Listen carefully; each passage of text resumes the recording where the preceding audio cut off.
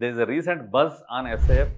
కొత్త SIF schemes launch అవుతున్నాయి. Quant mutual fund QSIF launch చేసింది. SBI mutual fund magnum SIF launch చేసింది. What is SIF? SIF stands for specialized investment fund. ఏంటంటే ఇది ఒక special mutual fund అనుకోవచ్చు మనం. Special mutual fund with extra features.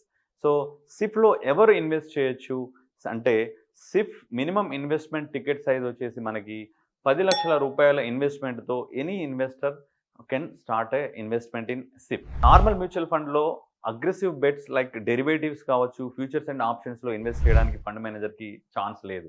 ఒక speculative bet తీసుకోవడానికి chance లేదు. కానీ సిఫ్లో ఒక fund manager aggressive bets even future and ఆప్షన్స్లో అప్ టు 25% అన్హెడ్జ్డ్ పొజిషన్ కూడా తీసుకునే అవకాశం ఉంది.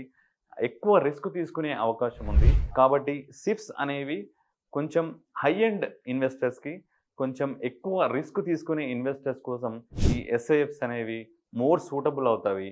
నార్మల్ ఇన్వెస్టర్స్కి, ఫస్ట్ టైం ఇన్వెస్టర్స్కి సిఫ్స్ అనేవి అంత సూటబుల్ కావు. ఎవరైతే ఫైనాన్షియల్ ప్లానింగ్ కోసం వేరే గోల్స్ కోసం ఇన్వెస్ట్ చేస్తున్నారో నార్మల్ ఫస్ట్ టైం ఇన్వెస్టర్స్కి సిఫ్ అనేది కొంచెం రిస్కీ ప్రోడక్ట్. బట్ ఎవరైతే ఎక్స్పీరియన్స్ ఇన్వెస్టర్స్ ఉన్నారో ఆల్రెడీ మ్యూచువల్ ఫండ్లో ఇన్వెస్ట్ చేశారు, they want to experience little aggressive product అనుకున్నప్పుడు they can go for a SIF with minimum 10 lakh rupees అనే ఏఎంసీ లెవెల్. విత్డ్రావల్ రూల్స్ కూడా కొంచెం డిఫరెంట్గా ఉంటాయి.